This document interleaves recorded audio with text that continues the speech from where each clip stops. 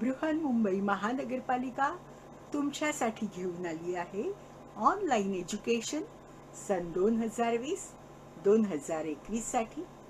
मी तुमची टीचर संपदा सातघरे तुमचं स्वागत करत आहे दादर येथील व्हर्च्युअल ट्रेनिंग सेंटरमध्ये.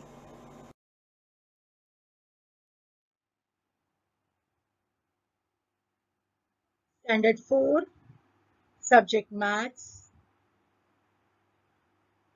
and our today's topic is measuring time. Measuring time. Last time also we saw measuring time part 1. Now we will see further part of measuring time.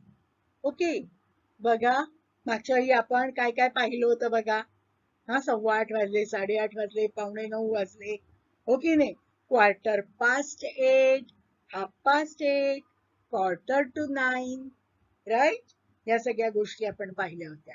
मागच्या वेळी सुद्धा मेजरिंग टाइम मध्ये मी तुम्हाला घड्याळांची चित्र दाखवली होती, पण ती छोटी होती. आज मी मोठी तुम्हाला चित्र दाखवते. बघा, हे आहे वाळूचं घड्याळ. 2 भाग आहेत बघा. या एक भाग भरला की अमुक 1 तास झाले, प्रहर झाला, अशा प्रकारे पूर्वीच्या काळी बोलत असत. हे आहे सावलीचं घड्याळ. बघा, काट्याची सावली ज्या अंकावर पडली आहे तेवढे वाजले. आणि हे आहे आपलं आत्ताचं प्रचलित घड्याळ. ओके. हे घड्याळांचे 3 प्रकार पहा. पूर्वीच्या काळापासून पहिले 2 प्रकार चालत आले होते. आता आपलं हे घड्याळ चालू आहे नवीन. त्याच्यामध्ये सेकंड काटा पण असतो, बरोबर ना? सेकंड काटा आताच्या घड्याळात नाही आहे, पण खूपशा घड्याळांमध्ये सेकंड काटा सुद्धा असतो, राईट? चला पुढे जाऊया.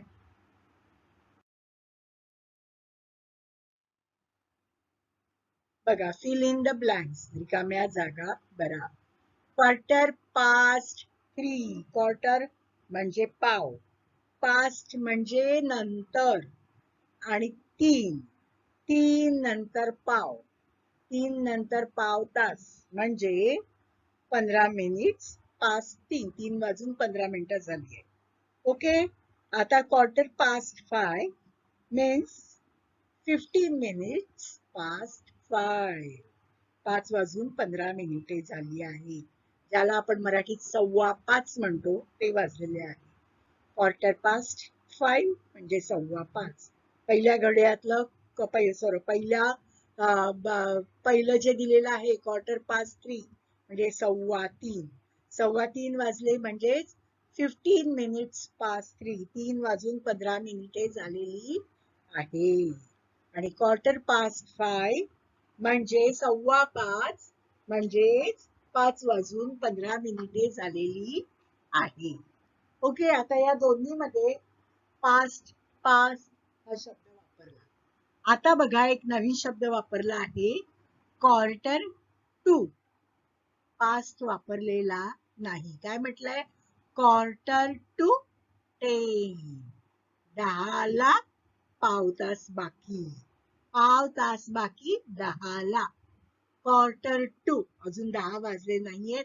10 वाजायला पाव तास बाकी आहे. म्हणजेच किती वाजले मराठीमध्ये?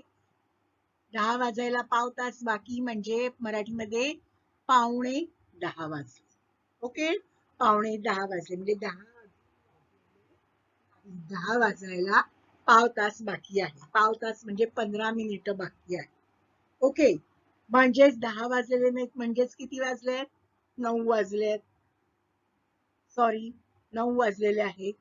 आणि 9 किती वाजून 9 झालेले आहे? 9 वाजून इथे 15 हा अंक चुकलेला आहे. तिथे पाहिजे आहेत 45. 45 मिनिट्स पास्ट 9. 9:45 म्हणजे 9:15 म्हणजेच 9:45. 15 मिनिट्स पास्ट 4. 15 मिनिट्स पास्ट 4 म्हणजेच 4:15. म्हणजेच 4:15 4, 4:15. 15 minutes past 4 म्हणजे 4:15 वाजले. म्हणजेच पाव तास झाला 4 वाजून. म्हणजे 4:15 वाजले. ओके. 45 minutes past 6. 6 वाजून 45 मिनिटं. म्हणजेच quarter to 7. पावणे 7. 6 वाजून 45 मिनिटे म्हणजे किती वाजले? पावणे 7 वाजले आहे. वाजले आहे. And 30 minutes past 9 म्हणजे 9:30. 30 minutes past 9 म्हणजे 9:30 म्हणजे 9:30. 9 वाजून 30 मिनिटं झाली आहेत. पास्ट म्हणजे वाजून, हे लक्षात ठेवायचं. पास्ट म्हणजे दिलेली संख्या वाजून गेलेली आहे त्याच्या पुढची मिनिटं. ओके. जसं बघा 15 minutes past 4 म्हणजे 4 वाजून गेलेले आहे. 4 वाजून 15 मिनिटं झाली. ओके. असं सोपं लक्षात ठेवायचं. 45 minutes past 6. 6 वाजून 45 मिनिटं. 6 वाजून गेले आहेत आणि 45 मिनिटं झाली आहेत. 30 minutes past 9. 9 वाजून गेले आहेत आणि 30 मिनिटं झाली. ओके. Quarter-past 4, Quarter-to-7, 9:30. Quarter-past 4 म्हणजे 4:15. Quarter-to-7 म्हणजे पावणे 7. Quarter-past 7 म्हणजे 7:15. बघा, Quarter-past 7 म्हणजे 7:15 वाजले असते. पण Quarter-to-7 म्हणजे पावणे 7. 9:30. हाफ म्हणजे अर्धा. अर्धा गेलाय. 9 वाजून अर्धा तास झालेला आहे. म्हणजे 9 वाजून 30 मिनिटं झाली आहेत. म्हणजेच 9:30 वाजले आहे.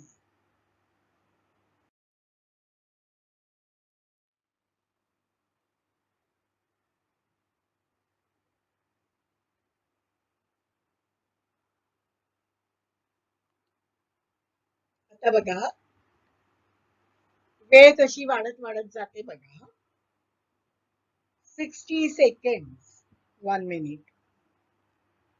60 seconds is equal to 1 minute. पहिलं बघा, 60 seconds is equal to 1 minute. 60 minutes is equal to 1 hour. 60 minutes is equal to 1 hour. 60 मिनिटे म्हणजे 1 तास. 60 सेकंद म्हणजे 1 मिनिट. 60 मिनिटं म्हणजे 1 तास. 24 hours means 1 day. 24 तास म्हणजे 1 दिवस. 7 days म्हणजे 1 week. 7 दिवसांचा 1 आठवडा. 52 weeks 1 year. 52 आठवडे म्हणजे 1 वर्ष. 365 days म्हणजे सुद्धा 1 वर्ष. डिकेड, आपण त्याला दशक म्हणतो. डिकेड म्हणजे 10 वर्ष. सेंचुरी म्हणजे 100 वर्ष. आणि मिलेनियम म्हणजे 1000 वर्ष. बरोबर. 60 seconds 1 minute, 60 minutes 1 hour, 24 hours 1 day, 7 days 1 week, 52 weeks 1 year, 365 days 1 year, decade means 10 years, century म्हणजे 100 वर्ष आणि मिलेनियम म्हणजे 1000 वर्ष. 60 सेकंद म्हणजे 1 मिनिट. 60 मिनिटांचा 1 तास. 24 तासांचा 1 दिवस. 7 दिवसांचा 1 आठवडा. 52 आठवड्यांचं 1 वर्ष. 365 दिवसांचं पण 1 वर्ष. डिकेड म्हणजे दशक कशाला म्हणतो? 10 वर्ष होतात तेव्हा डिकेड झालं असं म्हणतो. 100 वर्ष होतात तेव्हा एक सेंचुरी झाली असं म्हणतो. आणि 1000 वर्ष होतात तेव्हा मिलेनियम झालं असं आपण म्हणतो. ओके. लक्षात ठेवा. बघा, वेळ वाढत वाढत आता आपण जो अभ्यास केला सेकंद, मिनिट आणि तासांचा अभ्यास केला. आता याच्या पुढे आपण दिवस, आठवडे, वर्ष यांचा अभ्यास करणार आहोत.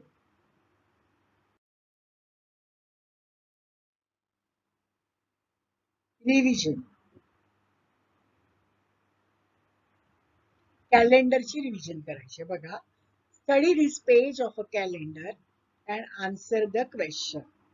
आता हे कॅलेंडर बघा आणि प्रश्नांची उत्तरं द्या. पहिला प्रश्न. How many days does August have? August महिन्याचे एकूण किती दिवस आहेत? ऑगस्ट महिन्यातला शेवटचा दिवस कुठे आहे बघा? 31. शेवटचा दिवस कुठे आहे? संडेला बघा, पहिला संडे 31. ऑगस्ट महिन्याचे एकूण दिवस किती? 31. August have 31 days. August have 31 days. This year, on which day of the week is Independence Day? या वर्षी म्हणजे जे कॅलेंडर दाखवलं आहे त्या कॅलेंडर मध्ये कोणत्या दिवशी इंडिपेंडन्स डे आहे? इंडिपेंडन्स डे म्हणजे स्वातंत्र्य दिन. बघा इथे 15 ऑगस्टला स्वातंत्र्य दिन आहे. दिसतंय तुम्हाला? 15 ऑगस्टला मी चौकोन केला लाल. 15 ऑगस्टला वार कोणता आहे? Friday. Independence day is on Friday. August have 31 days and Independence Day is on Friday. Okay.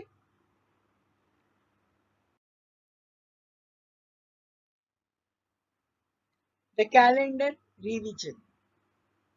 Study this page of a calendar and answer the question. How many Mondays does this month have? या महिन्याचे एकूण किती Mondays आहे?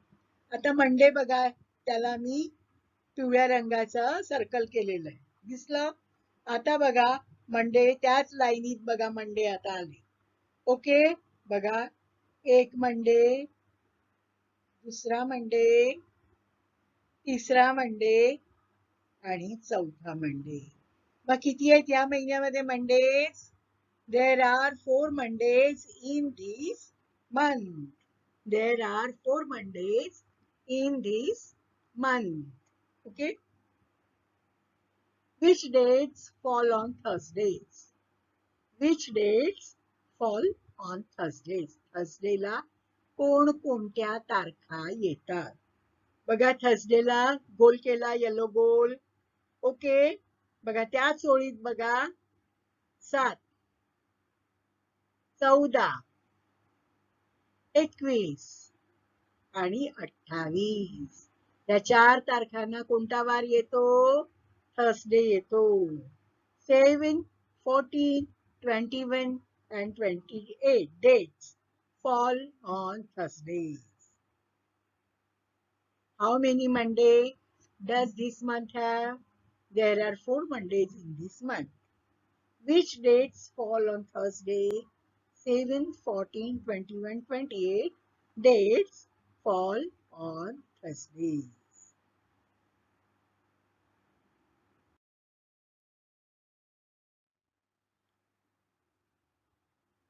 The calendar revision. Study this page of a calendar and answer the question. In August, which days occur 5 times? या August महिन्यामध्ये कोणते वार 5 वेळा आले आहे? एका महिन्यात कोणते वार, कोणते डेज 5 टाइम्स म्हणजे 5 वेळा आलेले आहेत? बघा कोणते कोणते आले आहेत. पहिला संडे बघा, संडे 5 आले आहेत ना, 21, 3, 10, 17, 24 5 आले. संडे नंतर डायरेक्ट फ्रायडे आणि फ्रायडे नंतर सॅटरडे.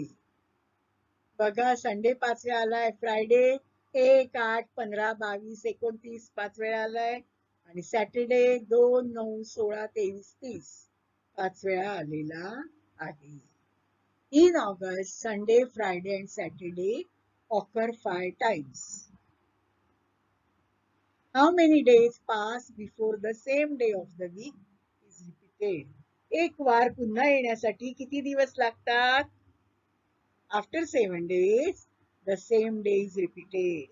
एक वार पुन्हा येण्यासाठी 7 दिवस लागतात. In August, which days occur 5 times? In August, Sunday, Friday and Saturday occur 5 times. How many days pass before the same day of the week is repeated? After 7 days, the same day is repeated.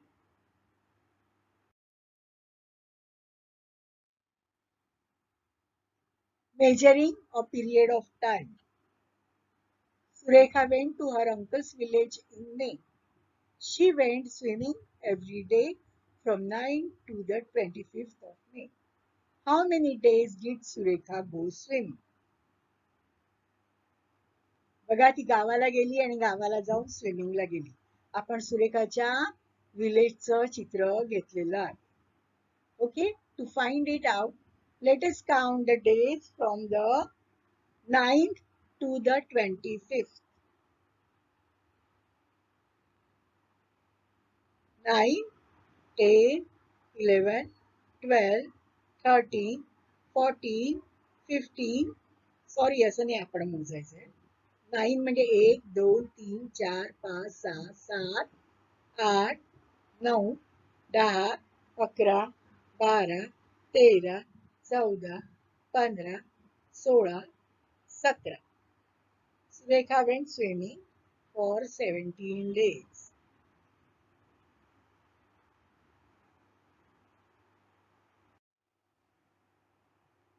Surekha went swimming for 17 days. Okay.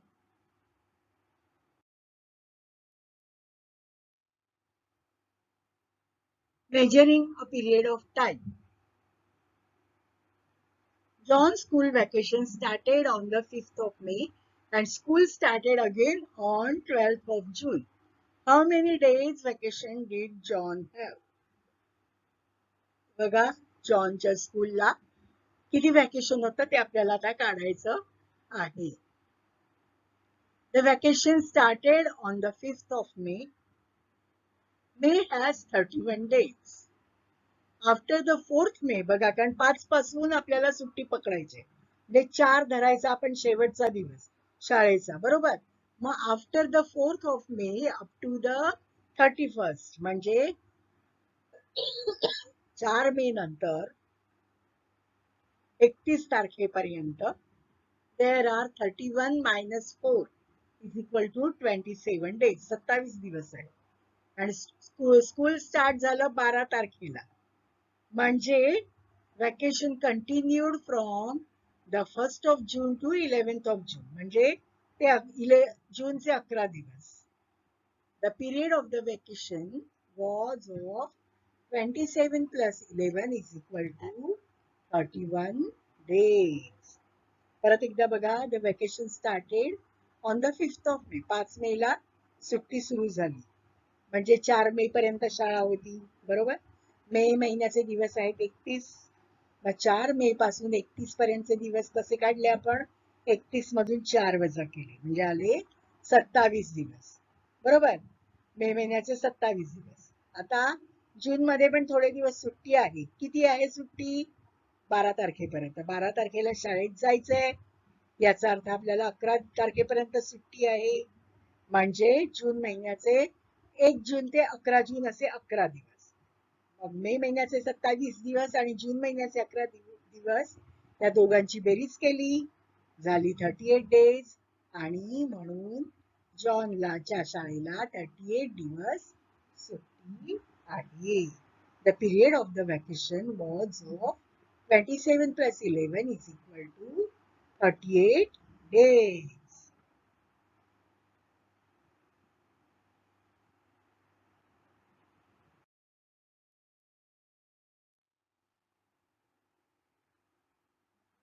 Measuring a period of time. In a certain year, the Ganesh festival started on the 9th of September and ended on the 18th of September.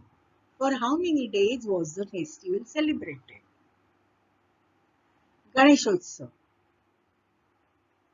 To find it out, let us count the days from 9 September to 18 September. 9 September पासून सुरुवात करूया. 1, 2, 3, 4, 5, 6, 7, 8, 9, 10. 9 September ते 18 September किती दिवस झाले? 10 दिवस. So Ganesh festival was celebrated for 8 days. Ganesh festival was celebrated for 10 days. आलं लक्षात तुमच्या कसं केलं? 9 सप्टेंबर 9 पासून 18 पर्यंतचे चौकोन केले आणि ते चौकोन किती झाले ते मोजलं. सोपं. 9, 10, 11, 12, 13, 14, 15, 16, 17, 18. 1, 2, 3, 4, 5, 6, 7, 8, 9, 10. गणेश फेस्टिवल किती दिवस होता? 10 दिवस.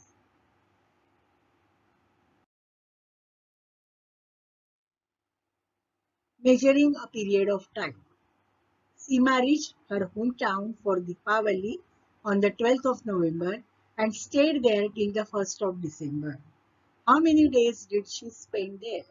बघा, गणपतीसाठी सॉरी दिवाळीसाठी ती आपल्या घरी गेली होती. मग आता ती किती दिवस राहिली? 12 नोव्हेंबर ते 1 डिसेंबर पर्यंत. To find it out, let us count the days. From 12th November to 1st December. November has 30 days. After 11th November, after 11th November, म्हणजे 11 नोव्हेंबर नंतर आपण काय करणार आहोत? 30 वजा 11 बरोबर 19 दिवस. 12 पासून सुट्टी पडली म्हणजे 11 पर्यंत तिला काय होतं? 12 तारखेला ती आली घरी, 11 तारखेपर्यंत ती बाहेरच होती, म्हणून 30 वजा 11 केले, ते आले 19 दिवस. आणि डिसेंबरचा 1 दिवस ती राहिली फक्त, 1 डिसेंबर, 1 डे ऑफ डिसेंबर. मग 19 अधिक 21 म्हणून सीमा spend 21 days there at the hometown. बघा पुन्हा एकदा बघा, 12 नोव्हेंबर ते 1 डिसेंबर पर्यंत ती आपल्या घरी राहिली, बरोबर. नोव्हेंबर महिन्याचे 30 दिवस असतात. 11 नोव्हेंबर नंतर 11 नोव्हेंबर कुठला आला सांगा? तर ती 12 नोव्हेंबर पासून आली, बरोबर. याचा अर्थ 11 नोव्हेंबर पर्यंत ती कुठे होती? बाहेर होती, घरी नव्हती. मग म्हणून आपण 30 मधून 11 घालवणार, बरोबर. 19 दिवस राहिले. 19 दिवस नोव्हेंबर महिन्याचे आणि डिसेंबरचा फक्त एकच दिवस ती राहिली, म्हणजे 19 नोव्हेंबर महिन्याचे 19 दिवस आणि डिसेंबर महिन्याचा 1 दिवस, म्हणून 19 अधिक 20 म्हणजे सीमा आपल्या होम टाउन मध्ये 20 दिवस राहिली. Seema spend 20 days at her hometown.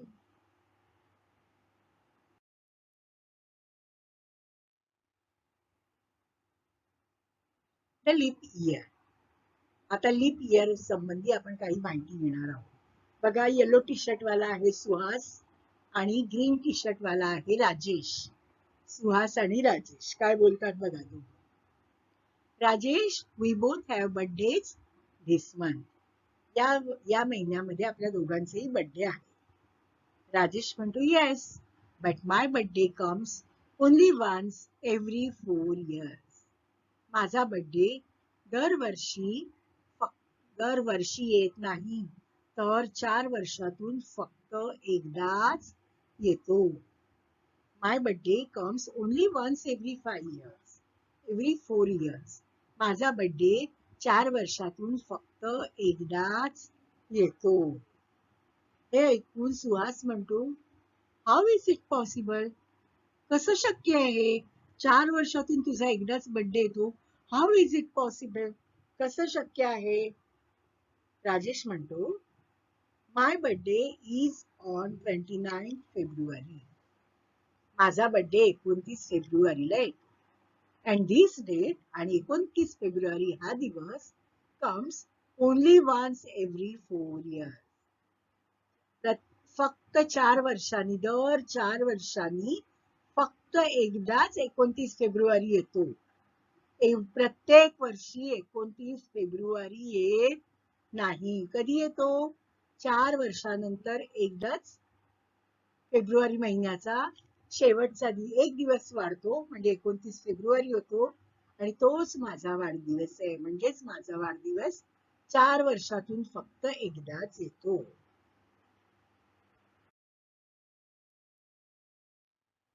एवढ्यात त्यांची ताई येते. What are you discussing about? कसली चर्चा करताय? ताई, Rajesh says that 29 February comes only once in 4 years. How is it possible? हा राजेश म्हणतो की 29 फेब्रुवारी 4 वर्षात फक्त एकदाच येते, कसं शक्य आहे?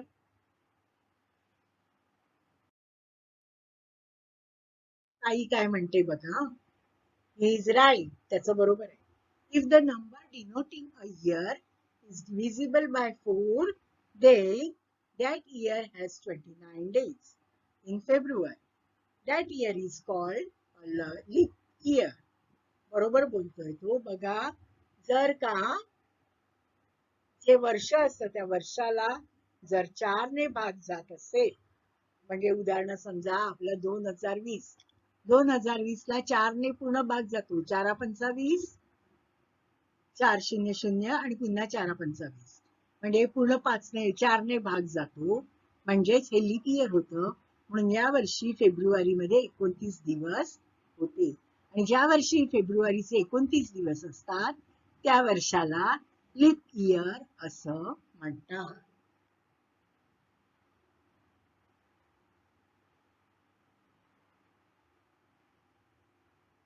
बघा, हे 2012चं कॅलेंडर आहे आणि या वर्षामध्ये फेब्रुवारीचे 29 दिवस आहे. It means that 2016 and 2020 were leap years, and 2024 and 2028 will be leap years. Correct? Correct. But century years like 1900 and 2000 follow a slightly different rule. जेव्हा असं पूर्ण वर्ष असतं तेव्हा एक वेगळा रूल असतो. कोणता? A century year is a leap year only if the number is divisible by 400. म्हणजे त्या संपूर्ण वर्षाला जर 400 ने भाग जात असेल तरच ते लीप वर्ष असतं.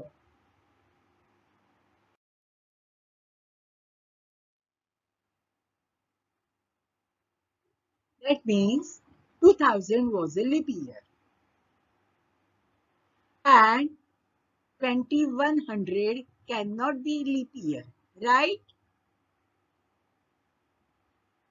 2100, 2200 cannot be a leap year, but 2400 will be a leap year.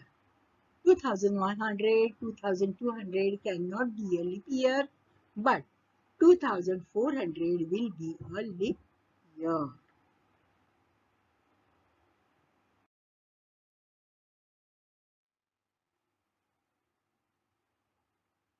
So then leap years have one day more than other years. म्हणजेच लीप इयर्स मध्ये इतर वर्षांपेक्षा एक दिवस अधिक असतो. एरवी वर्षाचे दिवस किती असतात? 365 डेज असतात. पण जेव्हा लीप इयर येतं तेव्हा त्या वर्षाचे दिवस 366 होतात. एक दिवस वाढतो. Yes, a leap year has 366 days. Other years have 365 days. Okay?